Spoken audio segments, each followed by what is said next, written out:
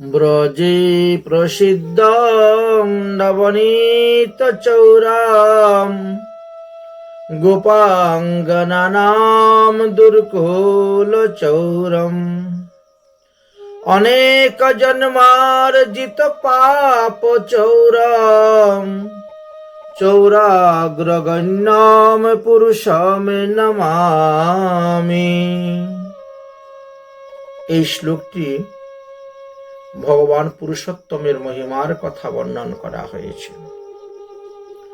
সামনেই আসতেছে আমাদের পুরুষোত্তম মাস, অর্থাৎ 2রা জ্যৈষ্ঠ 1433 বঙ্গাব্দ রবিবার। প্রতিপদ হইতেই আমাদের শুরু হয়ে গেল অধিক জ্যৈষ্ঠ শুক্লপক্ষ বা পুরুষোত্তম মাস। পহেলা জ্যৈষ্ঠ 1433 বঙ্গাব্দ শনিবার, অমাবস্যা রাত্রি 1:51 পর্যন্ত, অর্থাৎ 16 মে 2026 খ্রিস্টাব্দ শনিবার। অমাবস্যা হলো রাত্রি 1:51 পর্যন্ত, তারপরেই প্রতিপদ আরম্ভ। তো প্রতিপদ থেকেই আমাদের এই পুরুষোত্তম মাস শুরু হয়ে যাবে। তার মানে 16 মে শনিবার রাত্রে 1:51 গতে পুরুষোত্তম মাস প্রবৃত হবে। আমরা তো রাত্রি শুয়ে থাকবো, পরের দিন সকাল থেকে আমাদেরকে পুরুষোত্তম মাস পালন করা হচ্ছে। এই জন্য বলছি 2রা জ্যৈষ্ঠ 1433 বঙ্গাব্দ 17 মে 2026 খ্রিস্টাব্দ রবিবার থেকে আমাদের এই পুরুষোত্তম মাস প্রবৃত্ত হবে। পুরা 1 মাস 30 দিন এই মাস থাকবে এবং সমাপ্ত হবে কখন? 31শে জ্যৈষ্ঠ। 31শে জ্যৈষ্ঠ সোমবার 1433 বঙ্গাব্দের কথাই বলছি, বর্তমান চলিত সময় 15 জুন 2026 খ্রিস্টাব্দ সোমবার অমাবস্যা পড়েছে দিবা 9:05। অতএব সকালে 9:05 পার হওয়ার পরেই আমাদের পুরুষোত্তম মাস নিবৃত্তি হয়ে যাবে, অর্থাৎ জ্যৈষ্ঠ মাসের সংক্রান্তি দিবসেই নিবৃত্তি হয়ে যাচ্ছে। যাই হোক, আমরা এই অধিক জ্যৈষ্ঠ মাস বা মল মাস বা পুরুষোত্তম মাস সম্পর্কে আজ কিঞ্চিত আলোচনা করব, আপনারা শ্রবণ করুন। অনেকের মনের মধ্যে প্রশ্ন জাগে যে এই মল মাস বা অধিক মাস বা পুরুষোত্তম মাস কেন হয়, কেমন করে আসে ইত্যাদি নিয়ে অনেক সংশয় উপস্থিত হয়ে থাকে। সেই সংশয়কে ছেদন করার জন্য আমাদের মহাজনগণ অতি সুসিদ্ধান্তভাবে কয়েকটি কথা বর্ণন করে গিয়েছেন।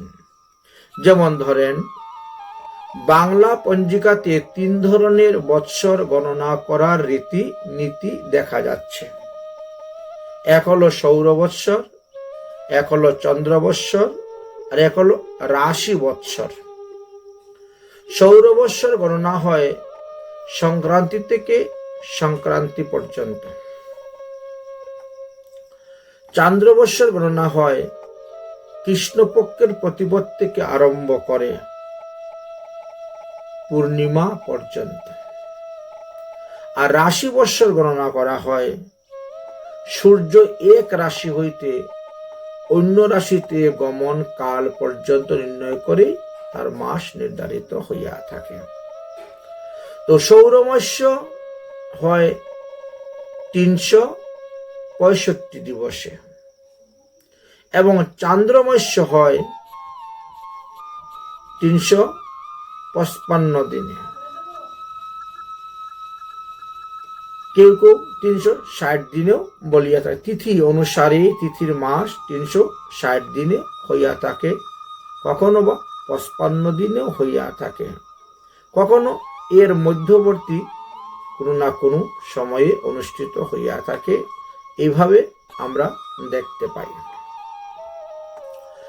এই সৌরমাস্য এবং চান্দ্রমাস্যের সামঞ্জস্যকে বজায় রাখার জন্য এই যে অতিরিক্ত দিনগুলা প্রতি বৎসর হয়, যার কারণে ওই 3 বৎসর গিয়ে একটি অতিরিক্ত মাস হয়ে যায়, তাই তাকে সহজে বা সরলভাবে লোকে বলে অধিক মাস। কেউ কেউ বা তাকে মল মাস নামেও বলিয়া থাকেন। তো বৈষ্ণবগণ সেই মাসকে পুরুষোত্তম মাস বলেন। এর পিছনেও একটি কারণ আছে। এই মাসে কোনো সৌর সংক্রান্তি নেই এবং ওই মাসের নির্দিষ্ট কোনো নামও নেই। যখন যে মাসে হইবে তখন সেই মাসের নামের আগে অধিক শব্দ ব্যবহার করা হয়ে থাকে। যেমন মনে করেন এই বছর আমাদের জ্যৈষ্ঠ মাসে পড়েছে, এই জন্য আমরা কি বলি অধিক জ্যৈষ্ঠ মাস। আচ্ছা, প্রতিটি মাসেরই তো এক একজন অধিষ্ঠাত্রী দেবতা আছেন, কিন্তু এই অধিক মাসের কোনো নির্দিষ্ট দেবতা পূর্বে ছিলেন না, বা এখনো নেই বললেই চলে। যার কারণে স্মার্তবাদী ব্রাহ্মণগণ যারা, তারা এই মাসকে মল মাস বলেন, যেহেতু এই মাসের কোনো অধিষ্ঠাত্রী দেবতা নাই। মল মাস বা শূন্য মাসও বলিয়া থাকেন, কেউ কেউ বা অধিক মাস বলে থাকেন। তাদের মতে হলো এই মাসে সাকাম কর্ম করা যাবে না, কর্মকাণ্ড করতে গেলে সাবধান, কোনো ফল লাভ পাওয়া যাবে না, ফল হবে না। যেমন দেবদেবীর পূজা, গৃহপ্রবেশ, বিবাহ, উপনয়ন আদি ইত্যাদি অনেক অনেক কিছু আছে। এই সমস্ত করলে কোনো ফল পাওয়া যাবে না, এই কারণে তারা কোনো কর্ম করেন না।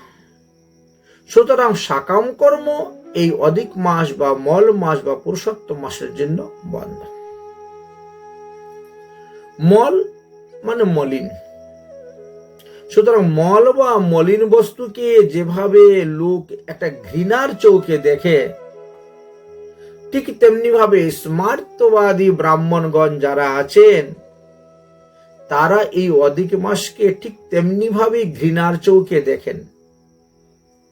কিন্তু ব্রজধামে বৈষ্ণবগণ এই মল মাসকে বা অধিক মাসকে তারা পুরুষোত্তম মাস বলে খুব আদরের সহিত গ্রহণ করেন এবং প্রাণপণে নিষ্কাম ভগবত ভক্তি লাভের জন্য তারা অন্যান্য মাস থেকেও এই মাসে অধিক সাধন ভজন করে থাকেন, অধিক নিয়ম নিষ্ঠা করে থাকেন। বিশেষ করে এই পুরুষোত্তম মাসে 84 কোষ ব্রজমণ্ডল পায়ে হেঁটে পরিক্রমা বা সীমা পরিক্রমার বিশেষ মহিমা দেখা যায়। এতদ্ভিন্ন যমুনায় স্নান, রাধাকুণ্ডে শ্যামকুণ্ডে স্নান, মানসী গঙ্গাতে স্নান, গোবর্ধন পরিক্রমা, বৃন্দাবন পঞ্চকোশী পরিক্রমা, দীপদান, অন্নদান, বস্ত্রদান, সাধুগুরু বৈষ্ণব সেবা, ভগবত পাঠ, গীতা পাঠ, ভাগবত সপ্তাহ, জ্ঞান যজ্ঞাদি ইত্যাদি করে থাকেন। যেভাবে বৈশাখ মাসের মাহাত্ম্য শাস্ত্রে আলোচনা করেছেন, কার্তিক মাসের মহিমার কথা আলোচনা করা আছে, মাঘ মাসের মহিমার কথা আলোচনা করা আছে। বলছেন যে সেই সমস্ত মাস হইতে, বৈশাখ মাস, কার্তিক মাস, মাঘ মাস হইতেও সহস্রগুণ বেশি পুণ্য ফল লাভ করা যায় এই পুরুষোত্তম পুরুষোত্তম মাসের ব্রত আচরণ করিলে। পুরুষোত্তম মাসের এমনই মহিমা বর্ণন করেছেন। তো এই সমস্ত তত্ত্ব কথা নারদ পুরাণে গিয়ে বর্ণন করা আছে। সবার দ্বারা তো নারদ পুরাণ ক্রয় করাও সম্ভব নয়, আর সবাই সব জায়গায় পায়ও না, যার কারণে পুরুষোত্তম মাসের মহিমা সম্পর্কে তাদের ততটা ধারণা বা অভিজ্ঞতা নাই। শ্রী নারদ পুরাণে পুরুষোত্তম মাসের মাহাত্ম্য কথা বিশেষভাবে বর্ণন করে গিয়েছেন। তো যাদের কাছে নারদ পুরাণ নেই তারা কি করবেন? তারা সাধুগুরু বৈষ্ণব মহাজনের নিকট হইতে এই পুরুষোত্তম মাসের মহিমার কথা শ্রবণ করবেন। বৈষ্ণব সঙ্গের দ্বারা, সাধু সঙ্গের দ্বারাই সব জানা যায়, অসাধ্য বস্তু সাধ্য হয়। কারণ তাহারা তো সর্বদাই সদ্গ্রন্থ ও সাত্বিক গ্রন্থ আস্বাদন করেন, আবার জগতে সেটা প্রচারও করেন। আমরা কিন্তু তাদেরই বাহ্যিক আচরণ দেখে অনেক সময় তাদের নিকট হইতে কোনো জ্ঞান নিতে চাই না, সাধুগুরু বৈষ্ণবের নিকট থেকে। কিন্তু শাস্ত্রে বলছে বৈষ্ণবের ক্রিয়া মুদ্রা অজ্ঞে নাহি বোঝে। গুরুদেব তো বৈষ্ণব এবং বৈষ্ণব গুরুদেব, গুরু সদৃশ্য। কারণ ভগবান বলছেন যে আমি গুরু রূপে দীক্ষা দিই সভাকারে, বৈষ্ণব রূপেতে দিই শিক্ষা। অতএব গুরু এবং বৈষ্ণব এই দুজনই ভগবানের প্রতিনিধি, ভগবানের স্বরূপ। তাই তাদেরকে সেই জ্ঞানেই দর্শন করতে হয়, শ্রদ্ধা ভক্তি করতে হয়, প্রণাম করতে হয়। তাই যারা গুরুচরণ আশ্রয় করেছেন, গুরুচরণ ভজন করেছেন, তারা অবশ্যই সৎসঙ্গের দ্বারা, সাধু সঙ্গের দ্বারা এই সমস্ত তত্ত্ব কথা জানতে পারবেন। ভগবান শ্রীকৃষ্ণ উদ্ধবকে বলেছিলেন যে উদ্ধব, সাধুমুখী এই হরিকথা শ্রবণের সবথেকে বেশি মাহাত্ম্য আছে। এই যে সামনে পুরুষোত্তম মাস আসতেছে, এই পুরুষোত্তম মাসেতে হরিকথা শ্রবণের বেশি মাহাত্ম্য বলে গিয়েছেন। ভাগবতের একাদশ স্কন্ধের 26 অধ্যায়ের 28 নম্বর শ্লোকেতে তা বর্ণন করা আছে যে ভগবান শ্রীকৃষ্ণ স্বয়ং উদ্ধবকে বললেন, তেষু নিত্যং মহাভাগ মহাভাগেষু মত কথা সমাবন্তি হিতা নিরিনাং যোষিতাং প্রপন্নন্তধম। প্রতিদিন, হে উদ্ধব, প্রতিদিন সাধুমুখে হরিকথা শ্রবণ করিলে মানুষ সমস্ত পাপ হইতে মুক্ত হইয়া নিত্য গোলক ধাম অর্থাৎ আমার ধামে গমন করিতে পারে। তাই তো আমরা এই পুরুষোত্তম মাসে শ্রীমদ্ ভাগবত কথামৃত আস্বাদন করব। এই পুরুষোত্তম মাসে ভাগবত কথা শ্রবণের অনেক মহিমা আছে। ওই এক মাসে যদি একটি ভাগবত সপ্তাহ জ্ঞানযোগ্য করা যায়, 1000টি ভাগবত সপ্তাহ জ্ঞানযজ্ঞের ফল লাভ করা যায়। তাই পুরুষোত্তম মাসের এমনটি মহিমা। ভাগবতের এত মহিমা কেমন করে হলো? বলছেন যে আপনারা তো পুরুষোত্তম মাসকে মল মাস বলেন, আর ভাগবতকে বলা হয়েছে অমল পুরাণ। অমল পুরাণ হলো শ্রীমদ্ ভাগবত। এর মধ্যে কোনো মল নেই। যদিও কর্মকাণ্ডীয় ভক্তদের কাহিনীর কথাও ভাগবতে লেখা আছে, তথাপিও সেটা অমল পুরাণ। উদাহরণস্বরূপ বলতে পারি আমরা প্রাচীন বহি রাজার কথা লেখা আছে। প্রাচীন বহি রাজা কত কত ছাগল বলি দিয়ে, পাঠা বলি দিয়ে দেবদেবীর পূজা করেছেন, কিন্তু অবশেষে কি হলো?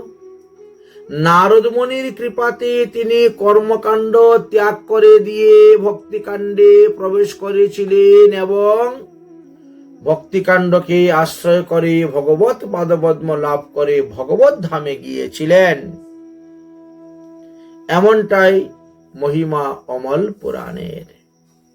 যেমন ধৃতরাষ্ট্রের কথা, তিনি রাষ্ট্রের প্রতি এবং তার পুত্রের প্রতি বড় আসক্ত ছিলেন, কিন্তু পরবর্তী সময়ে মহাত্মা বিদুরের কৃপায় তিনিও বদরিকা আশ্রমে চলে গেলেন আর পূর্ববাহিনী সরস্বতী নদীর তটে বসে যোগাসন অবলম্বন করে মাত্র 3 দিন হরিভজন করে হরিধামে গমন করেছিলেন।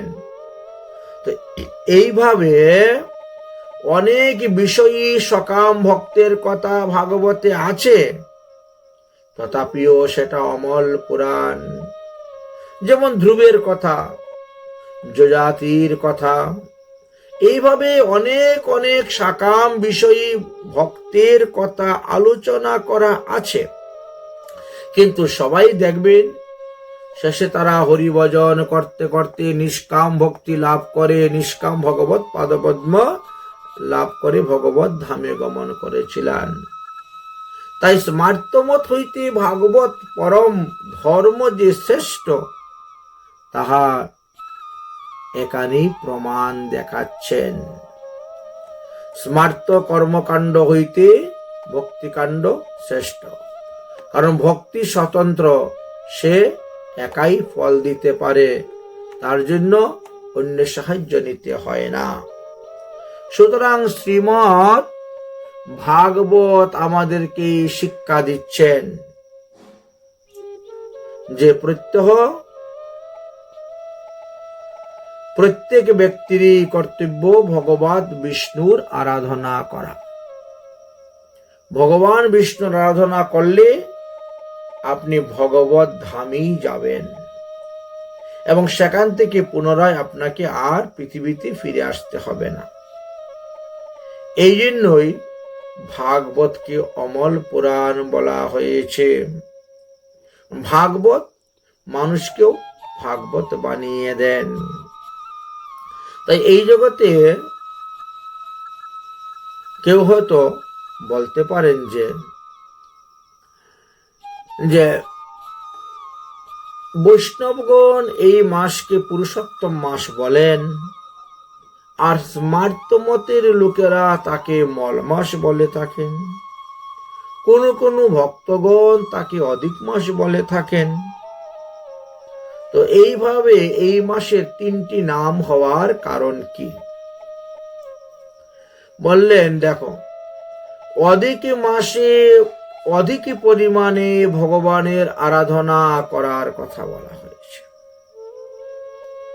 ভগবানকে ভক্তি করতে গিয়ে যদি ছোটখাটো একটু অপরাধ হয়েও যায়, তাহলে ভগবান সেই অপরাধ ভক্তের গ্রহণ করেন না।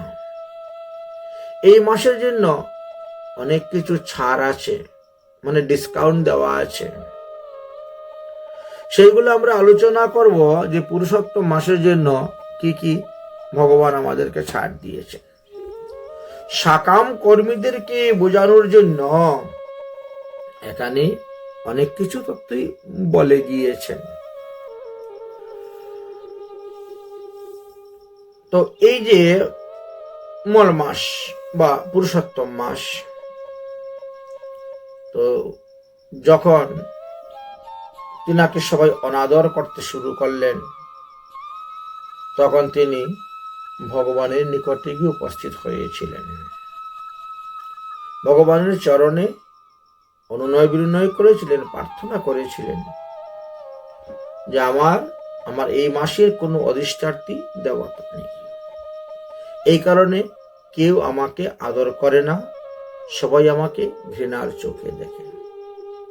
তখন ভগবান তাকে অঙ্গীকার করে নিয়েছিলেন এবং বলেছিলেন যে আমার নাম অনুসারে আজ থেকে তোমার নাম অধিক মাস হইবে, এই পুরুষোত্তম মাস হইবে।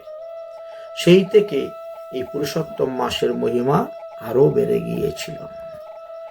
এই পুরুষোত্তম মাসের মহিমা বাড়ানোর জন্য ভগবান কি কি লাভ আমাদেরকে দেখাইলেন বা কেনই বা দেখাইলেন? বললেন যে মনে করেন কোনো কোম্পানি কিছু একটা মাল বাজারে বিক্রি করতে পাঠিয়েছে, কিন্তু তার ক্রেতা কম, খরিদ্দার কম। কোম্পানি যখন দেখতেছে যে আমার এই জিনিসটা বিক্রি হচ্ছে না, তখন কি করেন? ইনি মূল্যের পার্সেন্টেজটা কমিয়ে দেন, ডিসকাউন্ট দিয়ে দেন, এত পার্সেন্ট ছাড় দেওয়া হবে। কেন? যাতে সবাই এটা কিনতে পারে। ঠিক তেমনি ভাবে ভগবান এই পুরুষোত্তম মাসে আমাদেরকে অনেক কিছু বোনাস দিয়েছেন। ভগবত উদ্দেশ্যে এই মাসে যাহা কিছু করা হবে তাহা সহস্র গুণ ফল হইবে।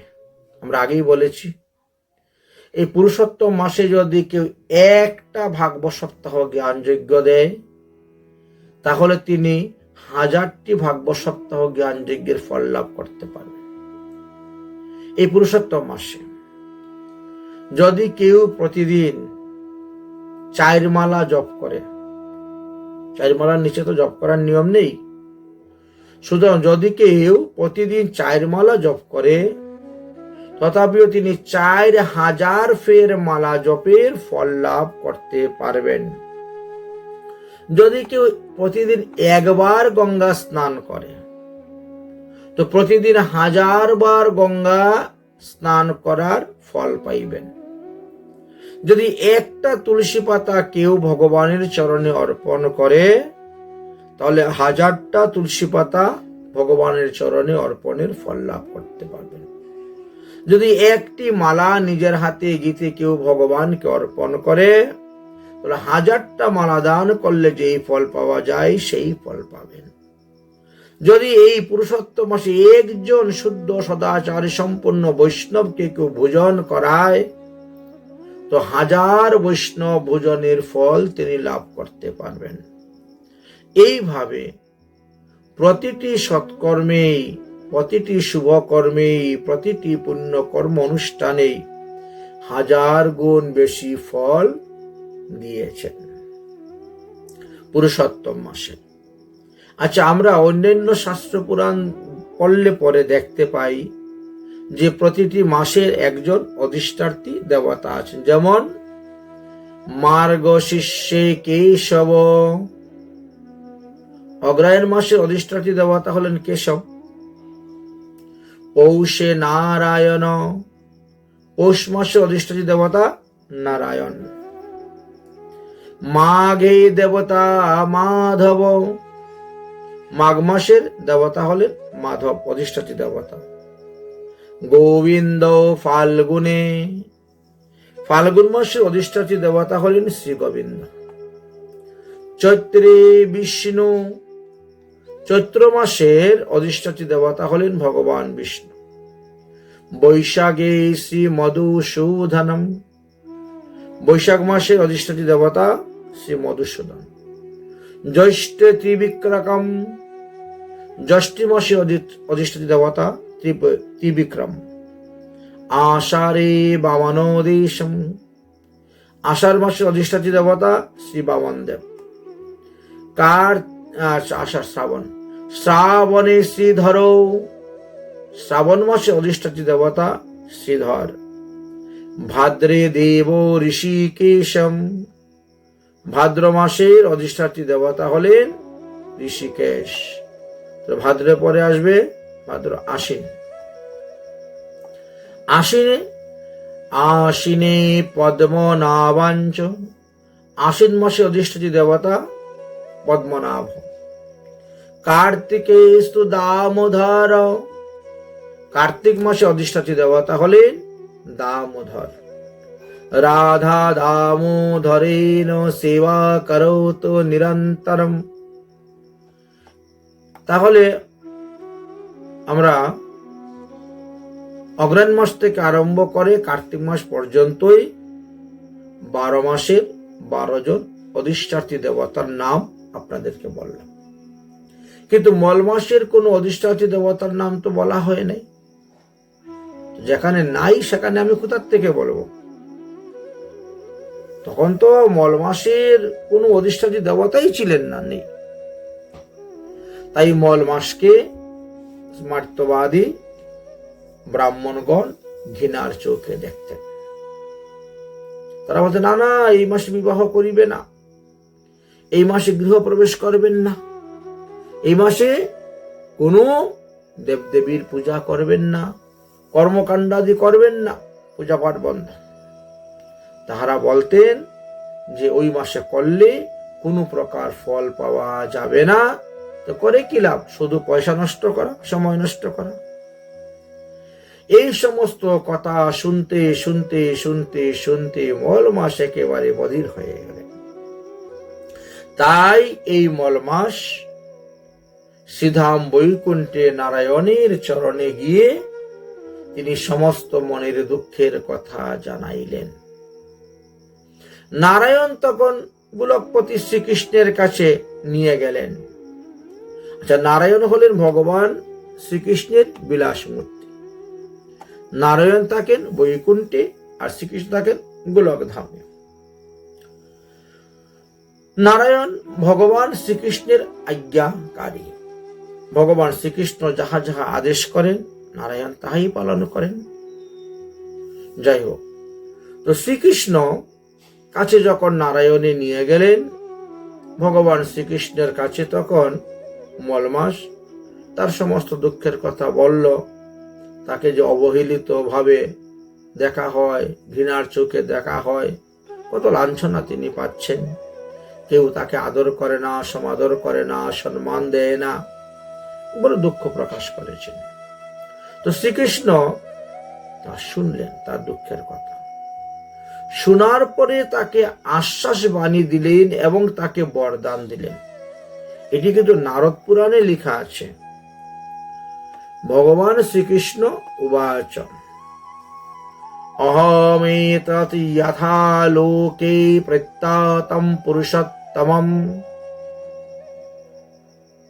ততয়ামপি লোকেষু প্রতীতং পুরুষোত্তমম। অর্থাৎ আমি সমস্ত জগতে পুরুষোত্তম নামে খ্যাত। ঠিক আমারই মতন এই মাসটা সকল মাস হইতে শ্রেষ্ঠ মাস হইবে এবং উত্তম মাস হইবে। তাই আজ হইতে তোমার নাম আমি পুরুষোত্তম মাস রাখলাম। এই তো ভগবানের বরদান, আশীর্বাদ। কোথার থেকে আমরা এনেছি? নারদ পুরাণ থেকে এই শ্লোকটি এনেছি। তাহলে দেখা গেল আমরা বৈশাখ ব্রত করে থাকি বৈশাখ মাসে, বা কার্তিক ব্রত করি, দামোদর ব্রত বা চাতুর্মাস্য ব্রত করা হয়, বা মাঘ মাসেও আমরা ব্রত করে থাকি। কারণ এই সমস্ত মাসগুলাকে শ্রেষ্ঠ মাস বলা হয়েছে। বৈশাখ মাস, শ্রাবণ মাস, কার্তিক মাস, মাঘ মাস, এইভাবে শ্রেষ্ঠ মাস বলা হয়েছে। কিন্তু যেদিন থেকে ভগবান শ্রীকৃষ্ণ এই অধিক মাসকে পুরুষোত্তম মাস রূপে বর্ণন করলেন এবং তাকে আশীর্বাদ দিলেন, তাকে বরদান দিলেন, সেই দিন হইতেই বৈশাখ মাস, কার্তিক মাস, মাঘ মাস হইতেও শ্রেষ্ঠ হয়ে গেলেন। অর্থাৎ 12 মাসের থেকেও শ্রেষ্ঠ হয়ে গেলেন এই পুরুষোত্তম মাস। ভগবান বললেন, তুমি চিন্তা করো না, আজকে থেকে সমস্ত সকল মাস হইতে তুমি হবে শ্রেষ্ঠ মাস। এই মাসে যারা ভজন করবে আমি তাদেরকে উত্তম নিষ্কাম ভক্তি প্রদান করিব। ভক্তি দ্বারাই তো মুক্তি পাওয়া যায়, কর্মকাণ্ডের দ্বারা তো কখনো মুক্তি পাওয়া যায় না, কেউ পায়ও নেই।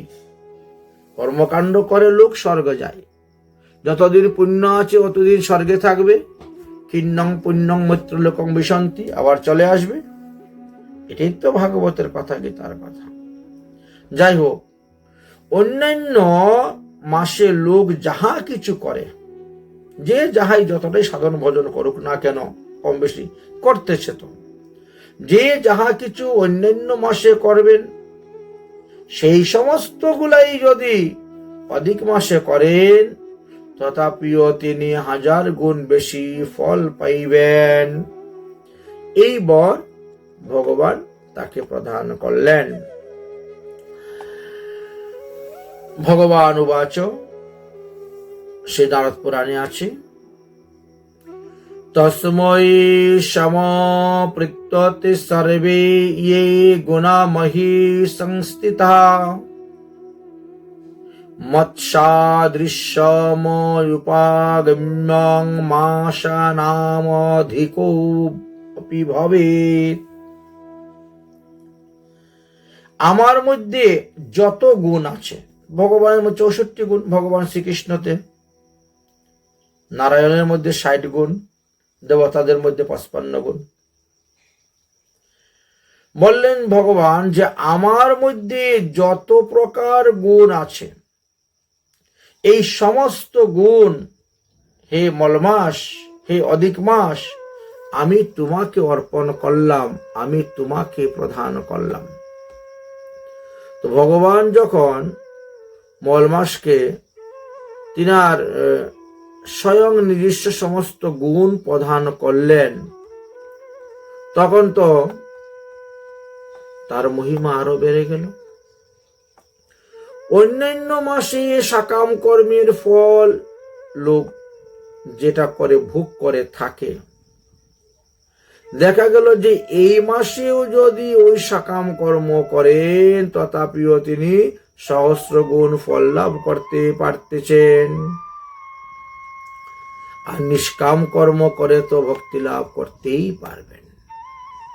স্মার্তবাদী ব্রাহ্মণগণ মল মাস, কেউ অধিক মাস বলে থাকেন, আর আমরা বৈষ্ণবগণ এই মাসকে পুরুষোত্তম মাস বলে থাকি। পুরুষোত্তম বলেন বৈষ্ণব কেন? হরিভজন করে তারা হরিধামে গমন করতে পারবেন। তো প্রাচীনকালের জ্যোতিষশাস্ত্র এবং পুরাণ অনুসারে আমরা আরো কিছু জিনিস সংগ্রহ করতে পেরেছি ওইগুলা থেকে। জ্যোতিষশাস্ত্র পুরাণে এই মাস নিয়ে অনেক অনেক তত্ত্বকথা লেখা আছে। আসলে চান্দ্র এবং সৌরমাস্যকে সামঞ্জস্য করার জন্যই এই অধিক মাসটির উৎপন্ন হয়েছে। এই বিষয়ে মহাভারতেও বর্ণিত আছে। পঞ্চপাণ্ডবের অজ্ঞাতবাসের সময়ে এই কথাটা উঠেছিল, এই অধিক মাসের কথা বর্ণিত আছে। যাই হোক, তাহলে প্রথমে আমাদেরকে জানতে হবে যে চান্দ্রমাস্য এবং সৌরমাস্য কি। না জানলে বিষয়টা ভালো করে বুঝতে পারবেন না। দেখো, ভাগবতে দেওয়া আছে রাশিচক্র। রাশিচক্র মান্য সৌর রাশি বা রাশিচক্রে যে বিন্দু থেকে গ্রহ, এক গ্রহ থেকে আরেক গ্রহের সমূহ অবস্থান নিয়ে আলোচনা করা আছে, তার ঠিক মধ্যবর্তী স্থানকে বিন্দু বলা হয় বা কেন্দ্রবিন্দু বলা হয়। তো গৃহীত আদি স্থিতিবিন্দু হইতে 30 অংশের অত্যন্ত সূর্য কেন্দ্রে আসলে পরে তাকে সংক্রান্তি বলে। এই সংক্রান্তি থেকে অপর সংক্রান্তি পর্যন্ত যে সময়টা, তাকে আমরা সৌরমাস বলে বর্ণনা করি। তার মানে হলো যে প্রতিটি সৌরমাসের দৈর্ঘ্য হলো 30 দিন 10 ঘন্টা 30 মিনিট 46 সেকেন্ড। একটি সৌর সংক্রান্তি হইতে আরেকটি সৌর সংক্রান্তি পর্যন্ত যে সময়টা আমাদের যায়, এতে দেখবেন কোনো মাস লেখা আছে 31, কোনো মাস লেখা আছে 32 বাংলায়। সময়টা কি? 30 দিন 10 ঘন্টা 30 মিনিট 40 সেকেন্ড। অর্থাৎ একটি সৌর বৎসর আমাদের 365 দিন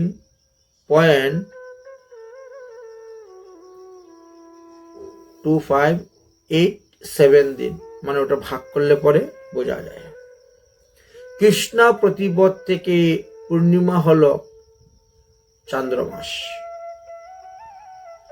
আর এইভাবে চান্দ্রমাস্য হয়ে থাকে 355 দিনে, কিন্তু সৌরবৎসর 365 দিন। তাহলে সেই অনুসারে গণনা করলে প্রতি বৎসর প্রায় 10 দিন সময় হাতে বেঁচে যাচ্ছে। সূর্য এক রাশি ত্যাগ করে অন্য রাশিতে পৌঁছায়, তবেই তো মাস হয়।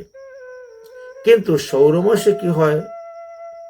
সূর্য এক রাশি ত্যাগ করিয়ে অন্য রাশিতে পৌঁছায় না।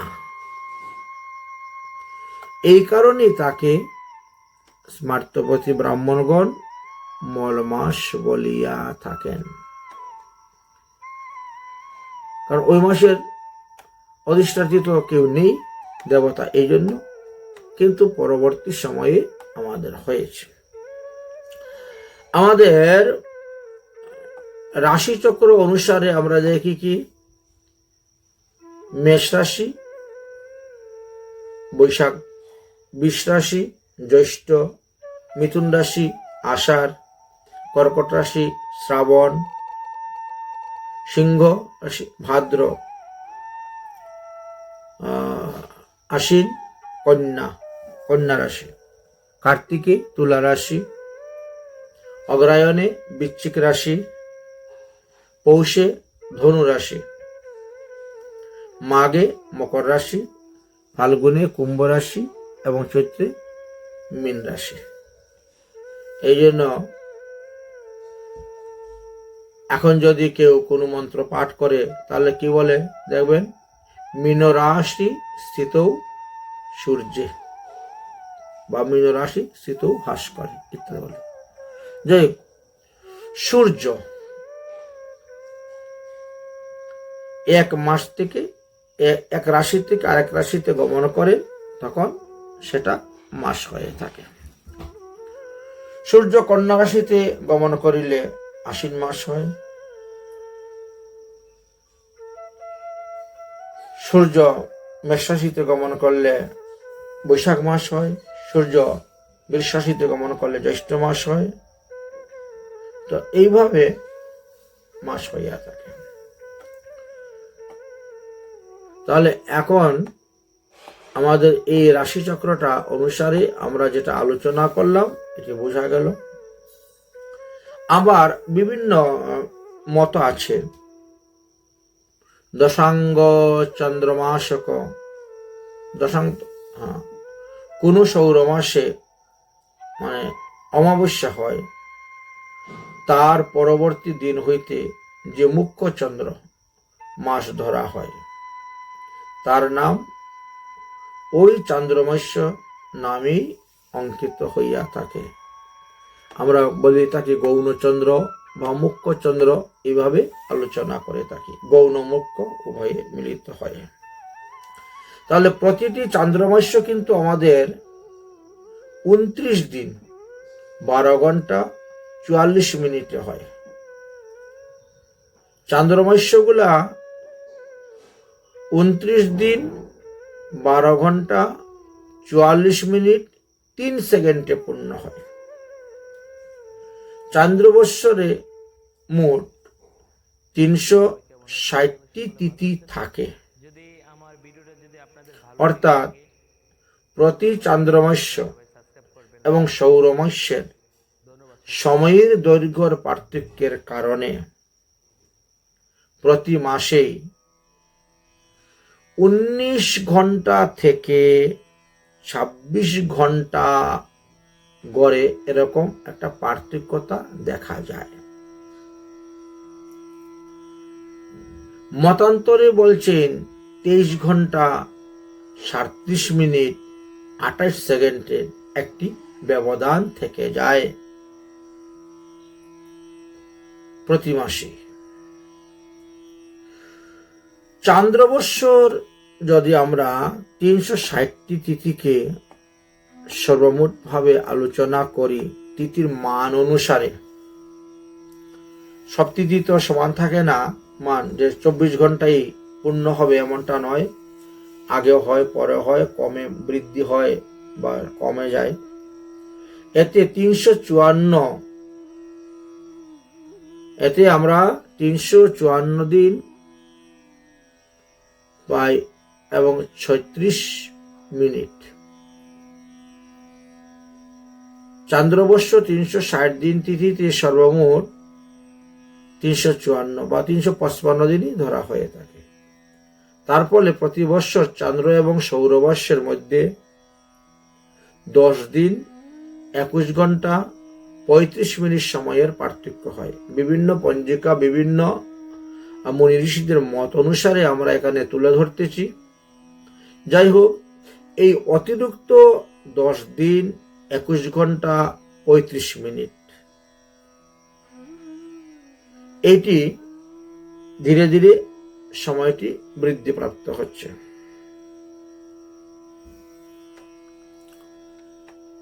বৃদ্ধিপ্রাপ্ত হয়ে 32 মাস বা 33 মাসের মধ্যে দেখা গেল একটা অতিরিক্ত মাস হয়ে যাচ্ছে।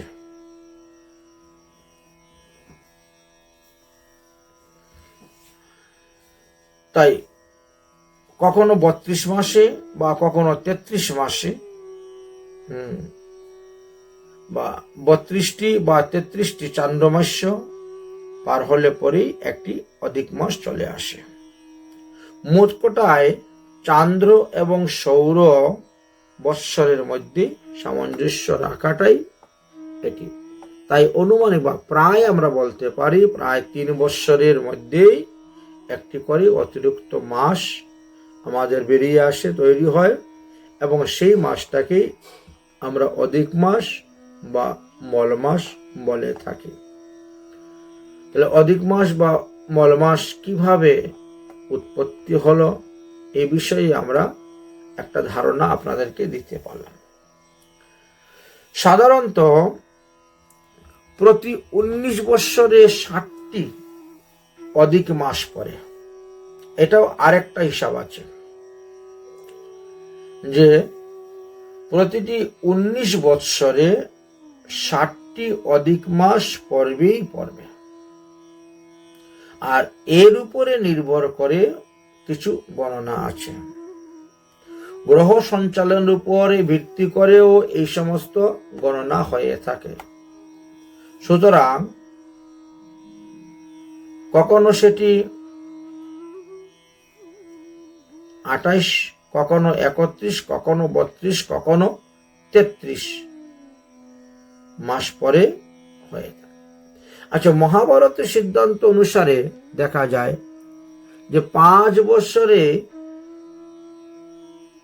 2টি অধিক মাস হয়ে যায়, লেখা আছে। কেননা প্রতিদিন প্রতি 3 বছর পর পর মধ্যে একটি সময় আসে যখন সূর্য এক রাশি থেকে অন্য রাশিতে গমন করেন। তখন সৌরমাসে কি হয়, 2টি অমাবস্যা বা 3টি প্রতিপদ তিথি চলে আসে। প্রথম প্রতিপদের পর থেকে অধিক মাস শুরু হয়। দ্বিতীয় অমাবস্যার পরবর্তী প্রতিপদ থেকে প্রকৃত সৌরমাস্য হিসাব করা হয়ে থাকে। অধিক মাসের সৌর সংক্রান্তি হয় না। অধিক মাসকে সৌর বৎসর বা কোনো মাসের সঙ্গে যুক্ত করে তার নামকরণ করা হয়ে থাকে। যে চান্দ্রমাসের সূর্য একটি রাশি থেকে অন্য একটি রাশিতে গমন করে না, বরং মাসে একটি নির্দিষ্ট রাশিতে অবস্থান করে থাকেন, তাকে সেই মাসটির নাম পরবর্তী মাসের নাম অনুসারী হয়ে থাকে এবং এর সাথে অধিক শব্দ সংযুক্ত করে দেওয়া হয় বলে অধিক মাস বলা। অধিক জ্যৈষ্ঠ মাস, অধিক আষাঢ় মাস, অধিক শ্রাবণ মাস এইভাবে বলা হয়ে থাকে। অধিক মাস এভাবে বলা হয়। উদাহরণস্বরূপ আমরা বেশ কয়েকটি শাস্ত্রের সিদ্ধান্ত আপনাদের কাছে তুলে ধরেছি। আরো কিছু ধরার চেষ্টা করব আপনাদের সংশয়কে সমাধান করার জন্য। মনে করেন, যদি কোনো মাসে সূর্য মেষ রাশিতে গমন না করে পরবর্তী রাশিতেই স্থিত থেকে যায়, তবে ওই মাসটির নাম হয়ে যাবে অধিক মাস।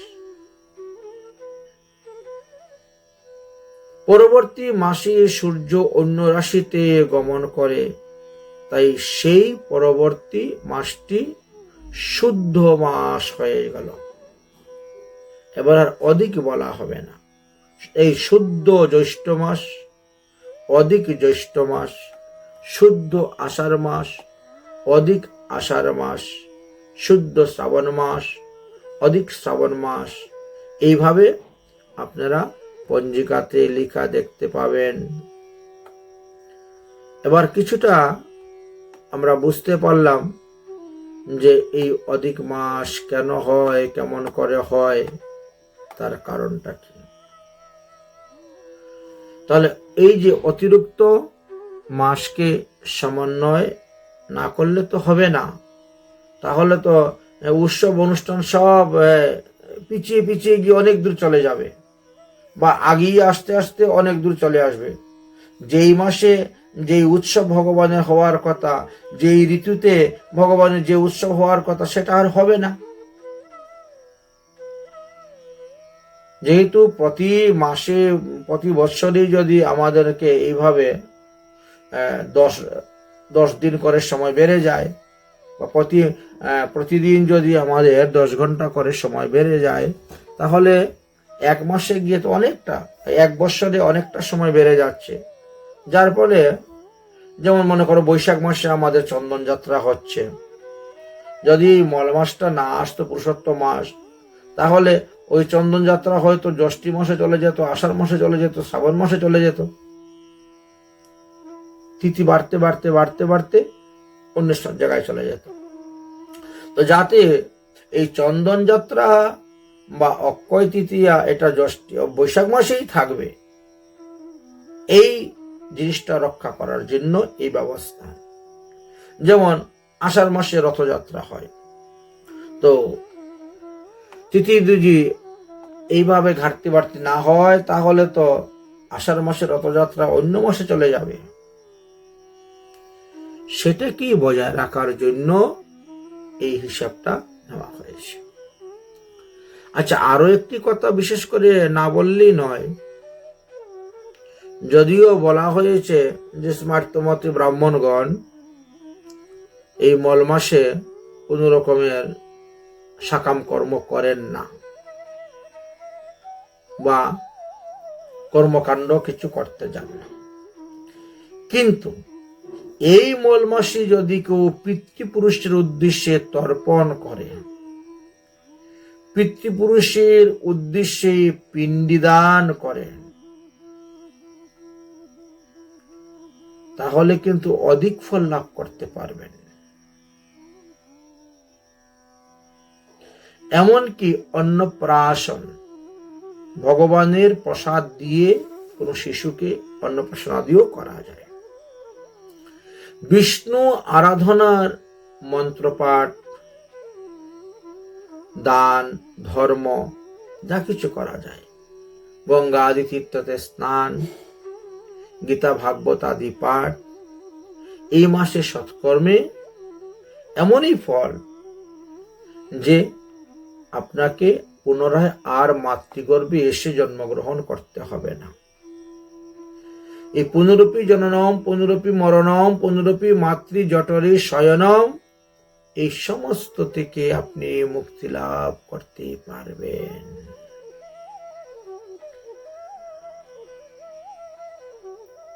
একমাত্র এই মল মাসের জন্য পঞ্জিকাতে দেওয়া আছে যে বিবাহ, উপনয়ন, সংস্কার ইত্যাদি ইত্যাদি করা নিষিদ্ধ, বা গৃহ প্রবেশ করা নিষিদ্ধ, ব্যবসা বাণিজ্য আদি নতুন খোলা নিষিদ্ধ, ইত্যাদি ইত্যাদি আলোচনা করা আছে। কিন্তু আমাদের গোস্বামীগণ বলছেন যে ভগবান শ্রীকৃষ্ণের পূজা করে বা সত্যনারায়ণের পূজা করে যদি কেউ কিছু আরম্ভ করে, এতে কোনো অসুবিধা হয় না, ক্ষতি হয় না। গয়াশ্রাদ্ধ বলেন বা অন্যান্য উৎসব আদির কথা বলছেন। আমাদের মহাজনগণ বিভিন্ন শাস্ত্র থেকে সিদ্ধান্ত এনে বলছেন যে দেখো, কারো জন্মতিথি বা কারো মৃত্যুবার্ষিক তিথি পালন করতে এতে নিষেধ নেই, গয়াশ্রাদ্ধ করতে নিষেধ নেই, শিশু মামার বাড়ি যেতে নিষেধ নেই, নববধূ বাপের বাড়ি যেতে নিষেধ নেই, বা বিদেশ গমনেও নিষেধ নেই, তীর্থযাত্রার ক্ষেত্রেও নিষেধ নয়। এবং আপনি আপনার ইষ্টদেবের পূজা করবেন, আপনার নিত্য পূজা আপনি রোজ করতে পারবেন, তাতে নিষেধ নেই।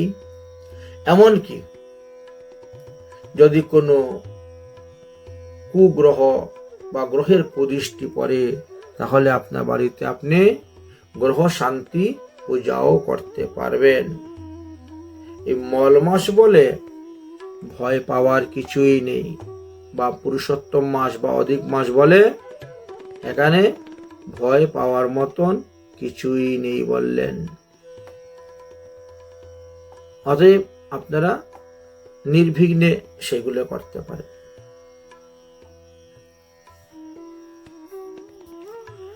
নারদ পুরাণে অধিক মাসের মহিমার কথা আলোচনা করতে গিয়ে বললেন, যোগ জ্ঞানং তথা সংখ্যং তন্ত্রাণি সকলানামপি পুরুষোত্তম দীপঞ্চ কলাং নাহন্তি ষোড়শে।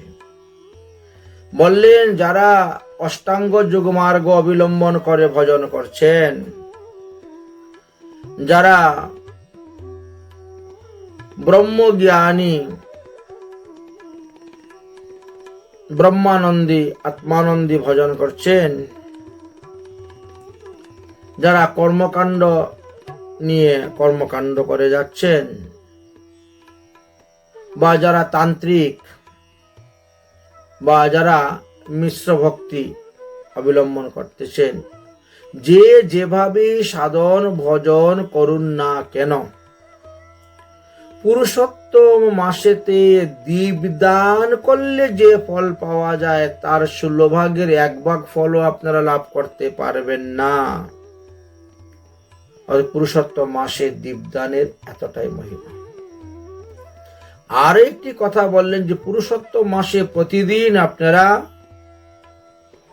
পুরুষোত্তম অষ্টক পাঠ করবেন।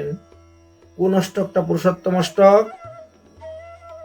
ওই যে বললাম না, ব্রজে প্রসিদ্ধম নবনীত চৌরম গোপাঙ্গনানাম দুর্কুল চৌরম, অনেক জন্মার্জিত পাপ চৌরম চৌরাগ্রগণ্যম পুরুষম নমামি।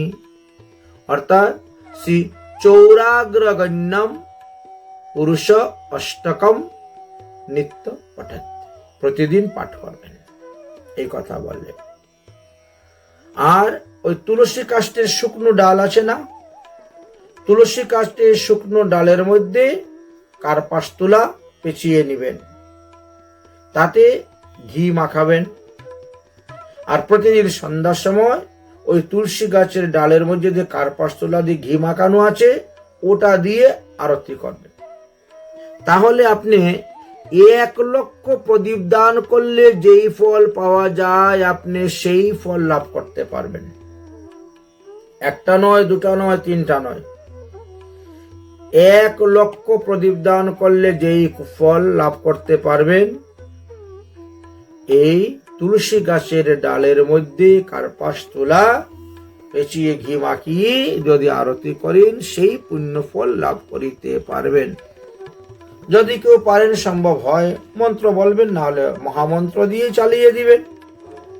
যদিও এখানে মন্ত্রের কথা বলা আছে, নিরাজয়ামি দেবৈশ্যম ইন্দ্রিবারং দলচ্ছবিম রাধিকা রমণা প্রম্না কোটি কন্দর্প সুন্দরম। এই মন্ত্র বলে ভগবানকে আরতি করবে। কি দিয়ে? তুলসী গাছের ডালের মধ্যে শুকনো ডাল, কাঁচা ডাল আনবেন না, অপরাধ হবে। শুকনো ডাল যেটা প্রাপ্তি হয়ে গেছেন তুলসী গাছ বৃন্দা দেবী, সেটাতে এনে কার্পাস তুলা দিয়ে পেশাবেন আর ঘি দিবেন, দিয়ে করবেন। কৌশিক মুনি এই 1 মাসে জন্য আরো কিছু বিধানের কথা বললেন। তিনি বললেন, এই পুরুষোত্তম মাসে গিরিরাজ গোবর্ধন পরিক্রমা এবং ব্রজ 84 কোষ পরিক্রমার বিশেষ মাহাত্ম্য। গোবর্ধনং ধরং বন্দে গোপালং গোপরূপিণাম গোকুলাৎসবমীশ্বরং গোবিন্দম গোপিকাস প্রিয়ম। পুরুষোত্তম মাসে ভক্তি ভরে প্রতিদিন এই যে মন্ত্রটি, এই মন্ত্র জপ করিলে ভগবান পুরুষোত্তম দেবীর কৃপা প্রাপ্ত হওয়া যায়, দর্শন লাভ করা যায়। পুরুষোত্তম মাস পালনের জন্য বেশ কিছু বিধিবিধান নিয়মের কথাও আলোচনা করে গিয়েছেন নারদ পুরাণেতে। বললেন, এই পুরুষোত্তম মাসে সর্বপ্রকার আমিষ দ্রব্য বর্জন, মধু বর্জন, কলকটরি বর্জন, ফল, সরিষার তেল বর্জন এবং সমস্ত মাদক দ্রব্য পরিত্যাগ করবেন। দ্বিদল অর্থাৎ ছোলা, ডাল, তিল, তিল তৈল, কাঁকরযুক্ত চাউল, ভাবদৃষ্ট, ক্রিয়াদৃষ্ট, শব্দদৃষ্ট দ্রব্য সকল বর্জন করিবেন। পুরুষোত্তম মাসে দেবতা, বেদ, গুরু, গো, ব্রাহ্মণ, ব্রতী, স্ত্রীলোক, রাজা ও মহাজনগণের নিন্দা পরিত্যাগ করিবেন। যন্ত্র অঙ্গোদ্ভূত চিহ্ন, ফল বা গুড়া লেবু এই মাসে ভোজন করা নিষিদ্ধ, মানে পুরুষোত্তম মাসে। এমনকি বাসি ভাত, পুরা ভাত মানে অন্ন, বাসি অন্ন বা দগ্ধ অন্ন, পুরা অন্ন, সেগুলো খাওয়া নিষেধ। সামুদ্রিক লবণ ভোজন করা নিষেধ, মানে ভূমিজাত লবণ যেটা সামুদ্রিক লবণ বলা হয় সেটাও ভোজন করা নিষেধ। আর বিষ্ণুর অনিবেদিত কোনো দ্রব্যই ভোজন করিবেন না। আর একটি বিশেষ নিয়ম দিলেন যে এই পুরুষোত্তম মাসে ব্রহ্মচর্য পালন করা। অমিথুনে পরদার গমনং পরদ্রুহ পরান্ন, সমস্ত ত্যাগ, অর্থাৎ পরের অন্ন গ্রহণ করবেন না। পারলে ভূমিতে শয়ন করবেন। পত্রাবলীতে ভোজন করবেন, মানে আগেরকার দিনে লোক কলা পাতায় ভোজন করতেন, শাল পাতায় ভোজন করতেন, ভোজন করবেন। এইভাবে পুরুষোত্তম মাসের বেশ কিছু নিয়মের কথা বর্ণন করে গিয়েছেন। তো যে যতটা নিয়ম পালন করতে পারেন তার জন্য ততটাই উত্তম। অধিকন্ত ন দোষায়, আপনি যদি বেশি নিয়ম পালন করতে পারেন এতে কোনো ক্ষতি নেই, আপনি বেশি নিয়ম পালন করতে পারেন।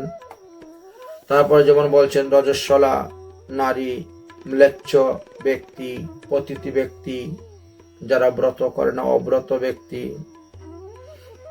এদের সঙ্গে বাক্য আলাপও করিবেন না বললেন। আর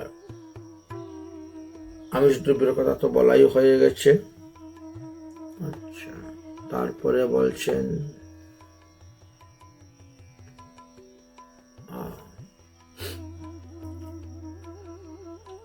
অধিক মাসে গাজর, ছত্রক, নালিয়া, মূলা, সজনা এই সমস্ত খাওয়াও নিষেধ আছে। সজনা, এই নিয়মগুলো যে যতটা মেনে চলতে পারবেন তেনার ততটাই লাভ। এক একটি দ্রব্য ত্যাগ করা মানে 100টি ক্রতু নামক যজ্ঞের ফল লাভ করা। যে যত ত্যাগ করতে পারবেন ততই শান্তি লাভ। ব্রত ধারণকারী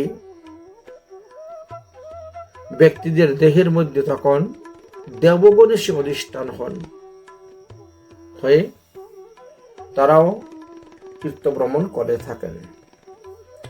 এই সময়ে মানে ওই পুরুষোত্তম মাসে যারা তীর্থ ভ্রমণ করেন, ব্রতাদি আচরণ করেন, দেবদেবীগণ তখন তাদের দেহের মধ্যে প্রবেশ করে, সেইভাবে ব্রত আচরণও তারা করে থাকেন, তীর্থ ভ্রমণও করে থাকেন। বাল্মীকি মুনি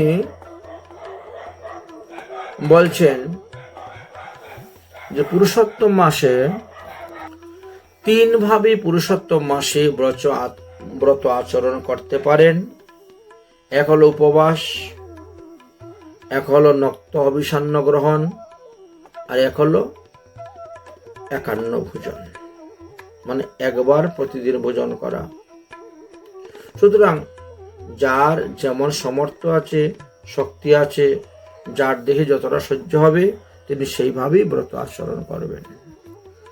এই যে অধিক জ্যৈষ্ঠ মাস বা এই পুরুষোত্তম মাস আসতেছে আমাদের, পুরুষোত্তম মাসে ভগবানকে নারকেল দানের অনেক মহিমা আছে। নারকেল দান, অর্ঘদানের বিশেষ মহিমার কথাও বর্ণন করেছেন। দেবদেব নমস্তব্যং পুরাণম পুরুষোত্তমম গৃহাণম অর্ঘং ময়া দৈত্যম রাধায়া সহিত হরে। এই মন্ত্র উচ্চারণ করে আপনি ভগবানকে অনেক কিছু বস্তু দান করতে পারবেন।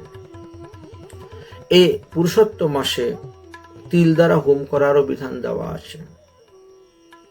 তাহলে তিল পরিমাণে পাপ আপনার দেহের মধ্যে থাকবে না। ভগবান পুরুষোত্তমকে প্রণাম করে আজকের মতন হরি কথা এখানেই বিশ্রাম দিচ্ছি। পুরুষোত্তম মাসের মহিমার কথা আমরা আলোচনা করলাম। অনেকেই পুরুষোত্তম মাসের মহিমার কথা শ্রবণ করতে চেয়েছিলেন, তাই বললাম। বন্দে নবঘন শ্যামং দ্বিভুজং মুরলীধরম পীতাম্বরধরং দেব সরাধাং পুরুষোত্তমম। জয় হোক পুরুষোত্তম ভগবান কি জয়।